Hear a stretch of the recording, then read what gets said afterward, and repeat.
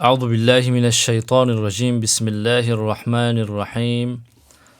الحمد لله رب العالمين، وأفضل الصلاة وأتم التسليم على سيدنا محمد صلى الله عليه وسلم وعلى آله وصحبه أجمعين.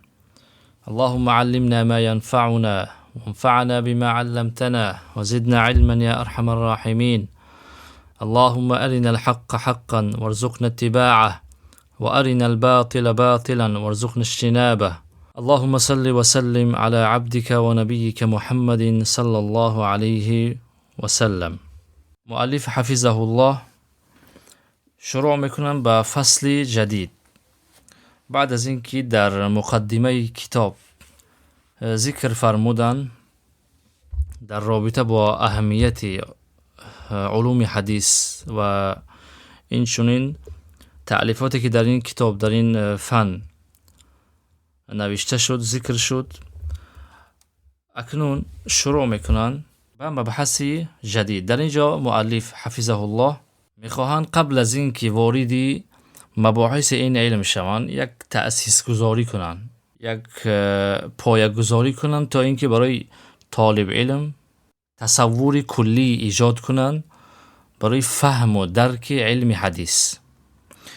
یعنی قبل از این که یک طالب علم یا که یک طالب علمی حدیث واردی مسائل این علم شود، از قبیل صحیح و ضعیف و متواتر و خبر آحاد و مسلسل و از این قبیل مسائلی که در این کتاب ذکر میشن، مؤلف میخواد که طالب علم اول تصور در ذهنش ایجاد کند و تصور را بگیرد علم حدیث چگونه علم است، درباره چی بحث می شود و جایگاه حدیث چی است، وظیفه حدیث چی است، سپس واردی مسائل می شود. شروع میکنن در اینجا از مدخل الى دراسة علم مصطلح الحدیث. فصل یکم درباره مدخل یعنی در آمدن، جای در آمدن به آموختن علمی مصطلح الحدیث. یعنی مؤلف میخواهد که تو رو از این جا وارد کند، از این باب، از این دروازه واردی همین علم کند. اول در اینجا برای تو یک تأسیس گذاری و چیزهای را میدهد، سپس وارد میشد به مسائل این علم. میگوید مصدر الحديث الشريف هو سيدنا رسول الله صلى الله عليه وسلم الذي زكى الله لسانه فقال سبحانه وما ينطق عن الهوى إن هو إلا وحي يوحى. میگه مصدر حدیث شریف، مصدر و اساس منبعش این سیدنا رسول الله صلی الله علیه و سلم است، پیامبری که الله جل جلاله زبانش را تزکیه کرد، پاک کرد از اینکه سخنی بیجا گویند، از اینکه سخنی غلطی را بگویند. میفرمایند و ما ینطق عن الهوى، پیغمبر از هوا و هوس خود سخن نمیگوید. این هو نیست سخن پیغمبر مگر وحی است که بر او وحی میشد. یعنی در اینجا الله جل جلاله پیغمبرش را مدح میکند، تعریف میکند که این پیغمبر هرگز قبل از خود پیش از خودش سخن نمیگوید، پیش از خودش از هوا و هوس خودش درباره دین، درباره شریعت چیزی نمیگوید. هر چی که میگوید از وحی است. این همه از جانب من الله جل جلاله است. پس سنت هم وحی است. چگونه ای که قرآن وحی است، این چنین سنت و احادیث پیامبر صلی الله علیه وسلم هم وحی هستند سر تا پا. والحديث الشريف هو المصدر التشريعي الثاني في الإسلام بعد القرآن الكريم. میگوید حدیث شریف این مصدر تشریعی، قانونگذاری دوم است در اسلام بعد از قرآن کریم. یعنی جایگاه سنت، جایگاه حدیث بعد از قرآن می ایستد در تشریع و در قانونگذاری، در احکام بیان کردن. حالا برای همگان معلوم است، خصوصا برای اهل علم، که قرآن یک کتاب است که مجمل است. یعنی در قرآن همه چی با تفصیل ذکر نشده است. درست است که قرآن در خودش همه چیز را بیان کرده است، اما به شکل اجمالی بیان کرده است، نه به شکل تفصیل مفصل هر چی را نقطه به نقطه ذکر نکردن. حالا این قرآن وقتی که چنین است باید چیزی باشد که این قرآن رو تفسیر کند، قرآن رو بیان کند. قرآن وحی است از جانب الله جل جلاله و این کتاب آسمانی است، نازل شده است برای پیغمبر و برای بشریت، برای هدایت بشریت است. کتاب رو مردم چگونه میفهمند وقتی که مجمل است، وقتی که آیه های دارد که مطلق هستند، عمومی هستند. از این خاطر الله جل جلاله پیامبرش را موظف میکنه، وظیفه دار میکنه برای بیان کردن قرآن. میگه و هو الذی جاء فبین مجمل القرآن. این حدیث آمد مجمل قرآن را بیان کرد. آیه های مجمل قرآن را ما بیانش را، تفسیرش را در حدیث ها میگیریم. الله جل جلاله در قرآن میگوید و اقیموا الصلاة، شما نماز را برپا بدارید. اما در قرآن برای ما نگفته است که شما نماز را چند رکعت برپا بدارید و در کدام وقت ها نماز بگذارید و شرط های نماز چی است، ارکان نماز چی است. چیزی از اینها در قرآن ذکر نشده است، بلکه در کجا ذکر شده است؟ در سنت ذکر شده است. پیامبر صلی الله علیه و سلم میفرمایند که صلوا کما رأیتمونی اصلی، شما نماز بگذارید همچنانی که مرا میبینید نماز میگذارم. اون صحابی آمد در مسجد نماز رو ادا کرد. پیامبر وقتی که تمام کردن از نماز، پیامبر صلی الله علیه و سلم گفتن که صلی فانک لم تصلی، گفتن که شما نماز بخونید چون که نماز نخوندید شما. و این مرد رفت دوباره وضو گرفت، برگشت آمد نمازش رو ادا کرد. باز هم پیامبر براش گفت که تو نماز نخوندی، گفت از سر باز هم نماز بخون. 3 مرتبه این مرد تکرار کرد. اخیراً گفت که یا رسول الله من دیگر نمیتوانم از این بیشترش رو، من همین قدر میدونم. بعد از اون پیامبر صلی الله علیه و سلم اون صحابی رو نماز رو چگونه ادا کردنش رو نشان دادن. گفتن که شما با این شکل طهارت بگیرین، وضو بگیرین و بیاین در نماز بیستین، قیام داشته باشین، رکوع و سجود و قرائت همه را با تفصیل بیان کردن. پس شما ببینید وقتی که الله جل جلاله قرآن را برای ما نازل کرده است و در قرآن ما را دستور میدهد که شما نماز را برپا بدارید، اما نگفته است که نماز را شما چگونه برپا بدارید. این را حدیث برای ما بیان میکند. پیامبر صلی الله علیه و سلم هم با قولش هم با فعلش که خودش نماز را میخواند و صحابه میبینن و مثل پیغمبر صلی الله علیه و سلم اینا هم نماز میخوانند. فبین مجمل القرآن، و این چون در قرآن یعنی آیه های زیاد هستند که مجمل هستند. زکات را مثلا ما چقدر پرداخت میکنیم در قرآن ذکر نشده است. حج را و در قرآن گفته است که شما حج کنین، اما حج را با کدام هیئت، با کدام شکل و با کدام وصف کردنش رو نگفته است برای ما. و این چنین و قید مطلقه، این حدیث شریف آیه های مطلق قرآن را مقید میکنن، تقیید میکنن. یعنی الله جل جلاله در قرآن بعضی مسائل را مطلق ذکر میکنه و در حدیث تقییدی و مقیدی و ذکر میشود. و خصص عمومه، و این چنین تخصیص میکند عمومی قرآن را. آیه هایی که عموم ذکر شده هستند دلالتشون عام است، عمومی است، قرآن میاد تخصیص میکند اینها را. و اوضح مشکله، و آیه هایی که مشکل هستند فهم و درکشون برای ما مشکل هستند، برای ما انسان ها مشکل است، حدیث میاد اینها را برای ما تفصیل میکنه، بیان میکنه. و استقل بالتشریع فی بعض المسائل، و در بعضی مسائل هم حدیث مستقل خودش هم قانون میگذارد، خودش هم حکم میگذارد بدون اینکه در قرآن وجود داشته باشد. این و مانند لباس حریر برای مردها مثلا، یا که همین طلا استفاده بردنش برای مردها حرام است. حرمت این در قرآن ذکر نشده است، در حدیث آمده است، در قرآن اصلا ذکر نشده است. پس خلاصه همین است که فالحدیث الشریف بتفاصیله هو بیان للقرآن و اجماله. حدیث شریف با تفاصیلش، با تمام تفصیلاتش بیان کننده قرآن است و این چنین بیان کننده اجمالی قرآن است. قال سبحانه و انزلنا الیک الذکر لتبین للناس ما نزل الیهم.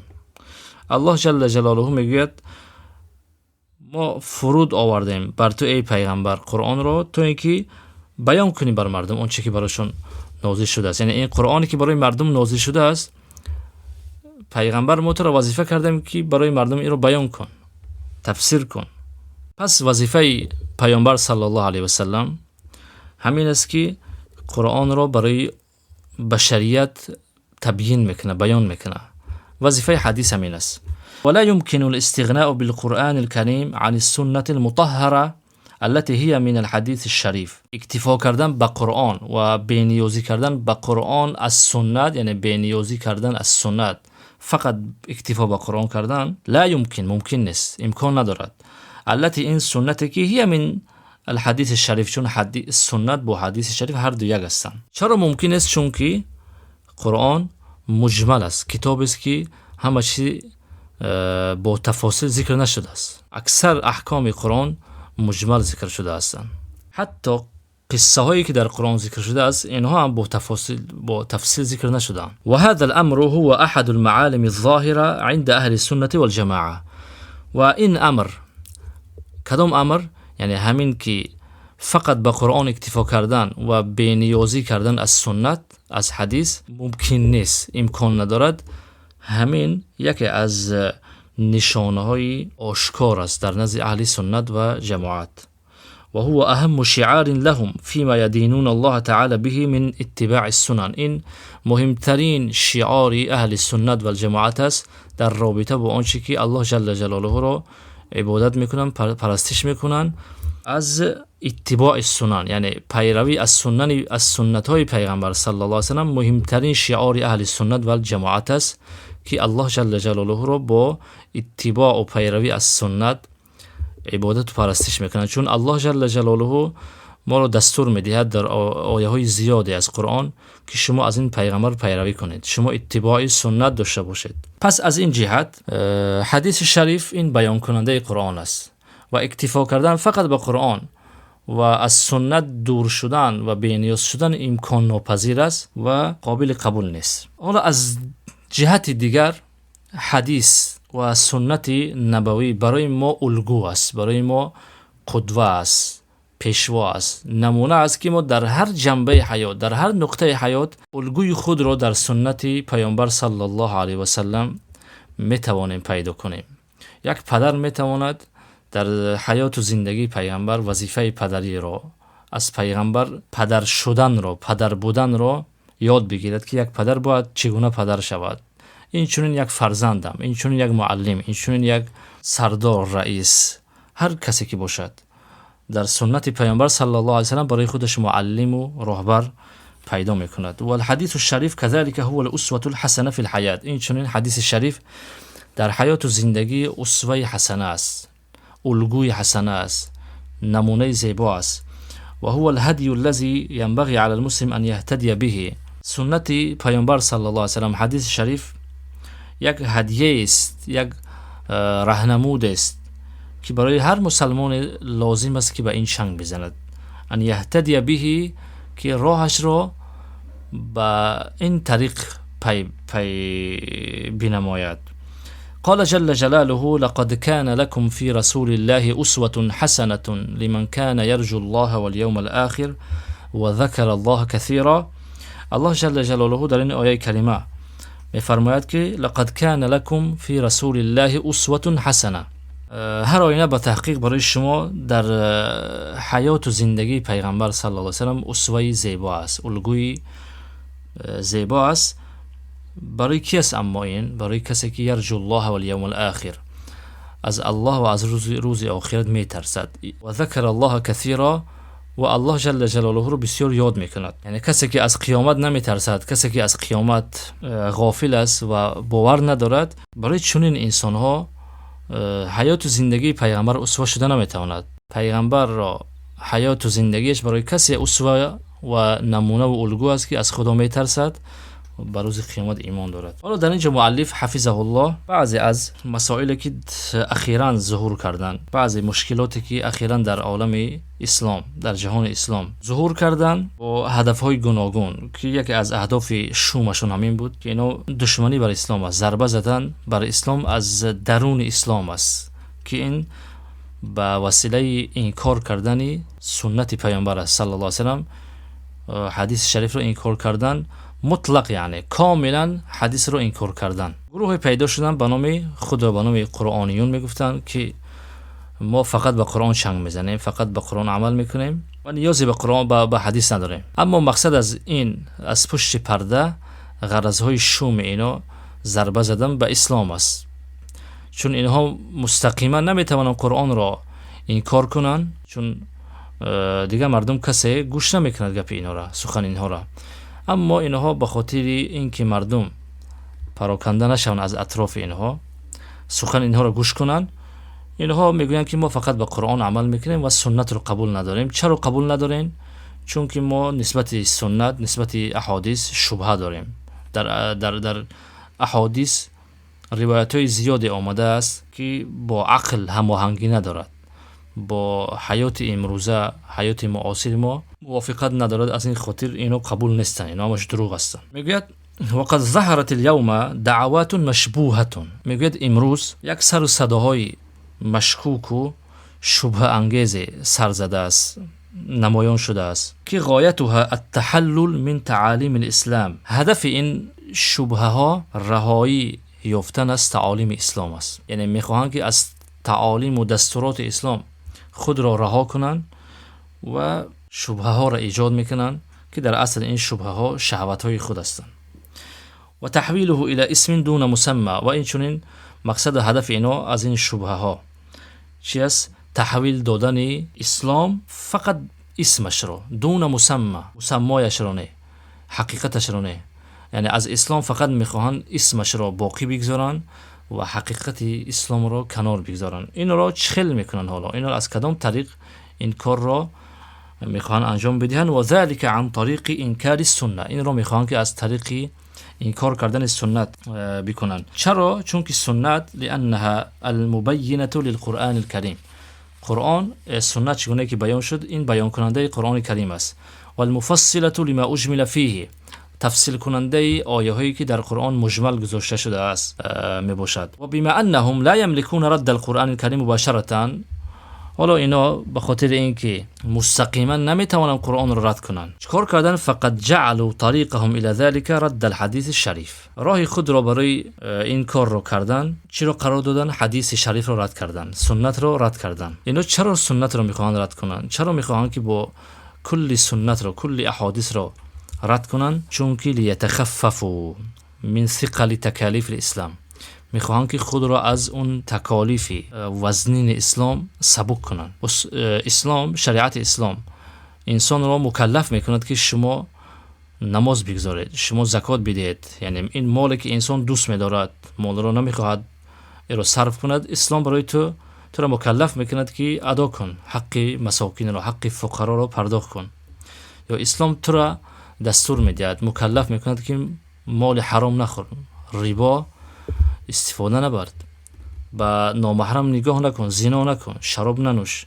اینا همش تکالیفی هستن که بر نفس وزنین هستن و اینا میخوان که خود را از همین تکالیف وزنین اسلام سبک کنن.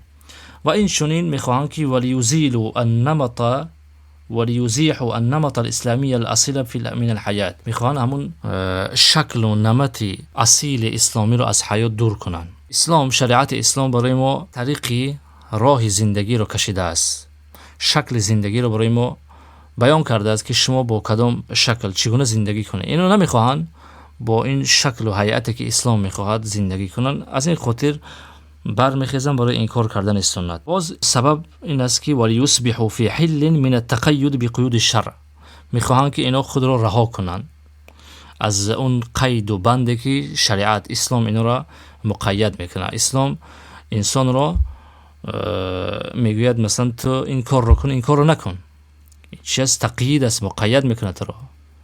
و اینا میخوان که از همون مقید بودن به تعالیم شریعت خود را رها کنند، خود را باز کنند. لیکن این با وجود این همه، مع زعمهم انهم مسلمون مؤمنون بالقرآن الکریم، با وجود این همه اینا دعوا دارن که ما مؤمن هستیم، ما مسلمان هستیم، ایمان داریم به قرآن کریم. لذا تجدهم یثیرون الشبهات للتشکیک بالسنه. از این خاطر است که اینها را تو میبینی که شبهه ها رو برمی انگیزن، شبهه ها رو پهن میکنن. برای چی؟ برای تشکیک کردن، شبهه انداختن، مردم رو در تردد انداختن به سنت پیامبر صلی الله علیه و سلم. لیکن در حقیقت این شبهه هایی که اینها آوردن، میگوید و ما هی الا شهوات، این نیستن این شبهه ها مگر که شهوات هستند که تکلف اصحابها شبهات، صاحب این شبهه ها خود را در کلفت انداختن و از این شهوات شبهه ایجاد کردن. چرا این کارو کردن؟ لیجعلوا منها دریعة یختبئون وراءها من لوم الناس، تا اینکه از طریق این شبهه ها برای خود یک کمینگاهی را قرار بدهند که از پشت وی این کار را کنند. برای چی؟ تا اینکه از معلومات مردم، از سرزنش مردم اینها پنهان شوند. یعنی خلاصه همین فقره که ذکر شده در اینجا، خلاصش همین است که اینها غرض اصلیشون دشمنی بر اسلام است، اما این را میخواهند که از درون اسلام انجام بدهند، از بیرون، یعنی خود رو در لباس مسلمان در آوردن و میخواهند که ضربه بر اسلام بزنن. این رو از همین طریق میکنن، چون اینا نمیتوانن یک بار قرآن رو انکار کنن، چون خودو در نزد مردم مسلمان میگن و اهل حق میگن ما با قرآن فقط عمل میکنیم، با حدیث نیاز نداریم.